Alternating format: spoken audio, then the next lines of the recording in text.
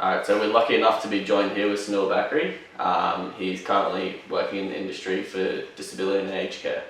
Sunil, thank you for joining us. You're welcome. Can you please tell us a bit about yourself and the company you work for and your role within that company? Yeah, for sure, my pleasure. The company is called ADS Care, which is the acronym is for Aged and Disability Services. It's a company with my co-director, my wife and I started 6 years ago, almost to the month, and the main aim of starting the organisation was to support people in their own home environments, be they elderly, the infirm, people with disabilities, be that intellectual or physical, and we've since also been supporting people with acquired brain injuries through eye care. And the sort of funding bodies we're working with include NDIS, National Disability Insurance Scheme, My Aged Care, which very much focuses on the aged elderly over 65s, and also we do a lot of what we call emergency respite, which also includes elderly people who need support, be it in the community or at home. My role as CEO is just generally getting involved in everything besides day-to-day operations, which my co-director takes care of, managing the people in the office, managing the staff on the field. My role is doing everything else in the background in terms of advertising, recruitment, social media, web site, conferences, forums, seminars, expos. So just all the background work really, and yeah, it seems to work pretty well. Cool. And so Sunil, I guess I'll start us off with a bit of a broad question. Have you noticed a change in the way that care is being delivered in this modern time, I guess? What is that difference, and how's that impacted your business? Yeah, for sure.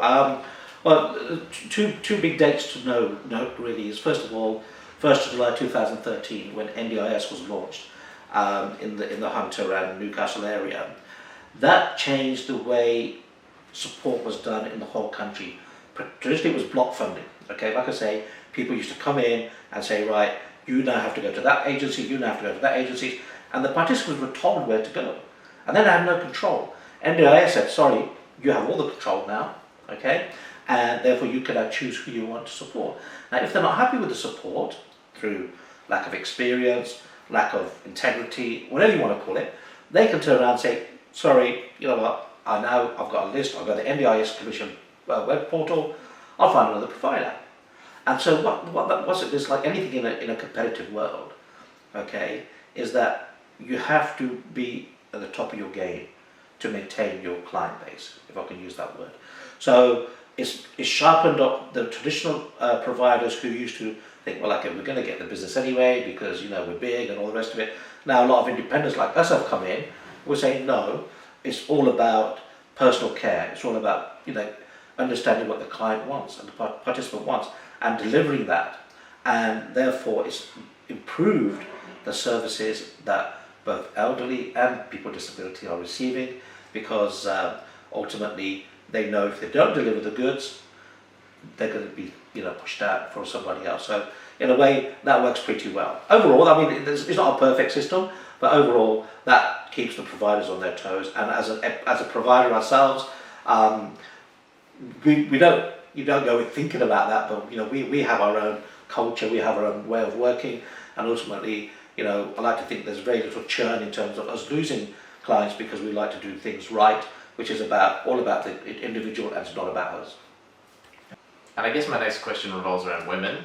Is there a change that you notice within married women as they move into formal aged care? Yeah. And do you think this is tied to the traditional belief that it's the woman's job to provide care for their aging husbands?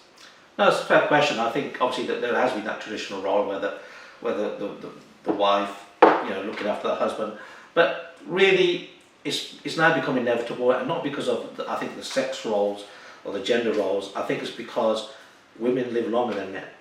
Okay, if we look at our industry, you'll tend to find, you know, men are getting sicker quickly. They may be getting diseases quickly. Unfortunately, things like dementia, Alzheimer's, that traditionally do kick in quicker with men. So the women don't really have a choice. You know, well, they do have a choice, but ultimately they want to look after their husband.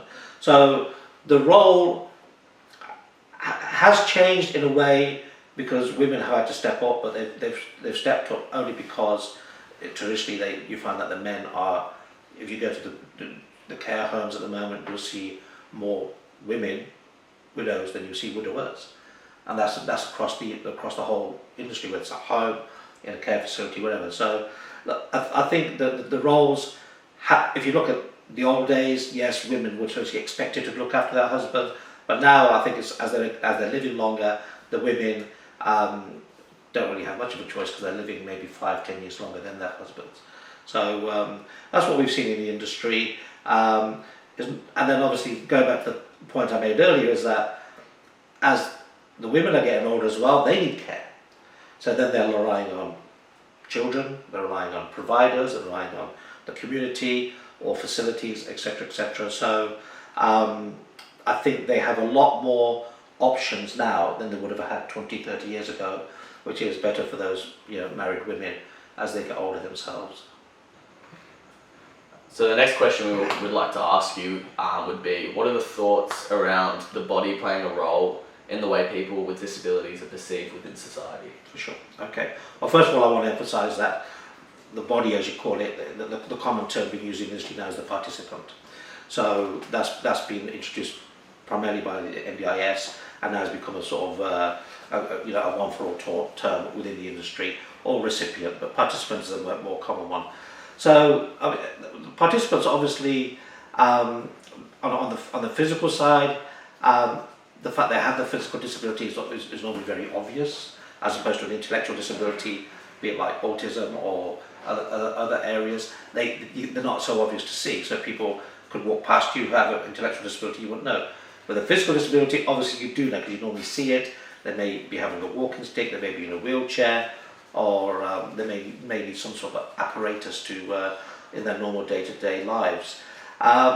So there's challenges there, obviously. One of the good things about NDIS and then My Aged Care followed their model, which was to take the onus away from the providers, like my organisation, who were sort of managing the participants in a way that they thought was right for them.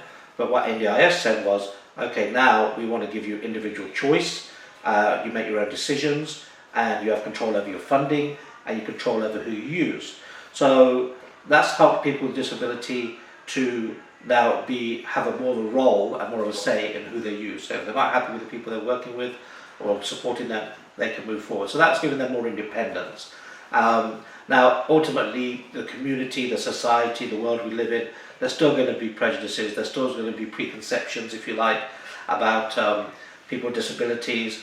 And I think, certainly from where we were, say, 20 years ago, there's more of an acceptance.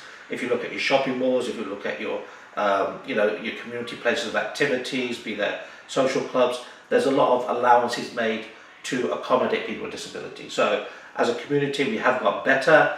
As individuals, I think it's becoming more and more prominent through the media, through the TV, through things like NDIS.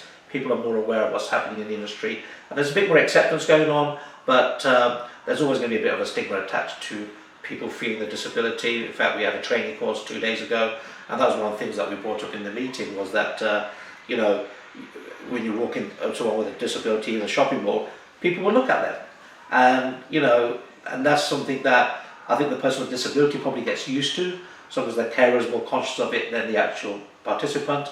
But ultimately, I think as a community and a society, we are getting better. So Sunil, do you agree that the older that clients get, the more care they require to complete basic day-to-day tasks? And if so, why do you think that?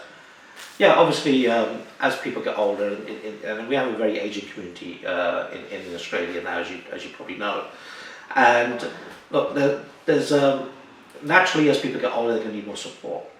One of the problems we're finding in the aged community is that people are living longer, okay? So they need support a lot longer. And a lot of people that provide that support are actually their family. So someone who's, say, 85, their children could be 65, and they're actually pensioners themselves, if you think about it.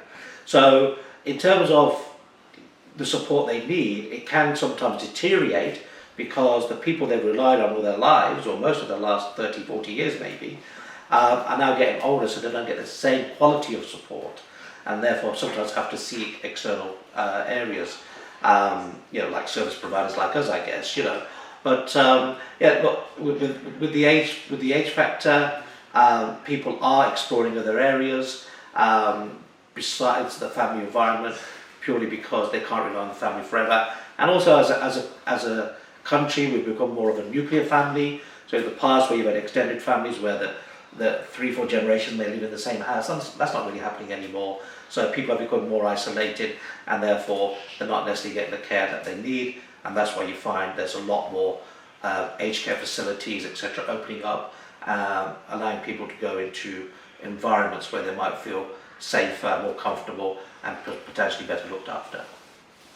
So following on from your last point, why do you think that people that require care prefer it in a home environment versus in a facility? And how is your company, I guess, facilitating that need and that requirement? For sure, no, it's a good question.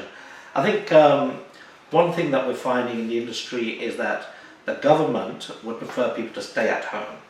They're encouraging it, and one of the reasons that is because as people get older, they want to be in familiar surroundings, okay?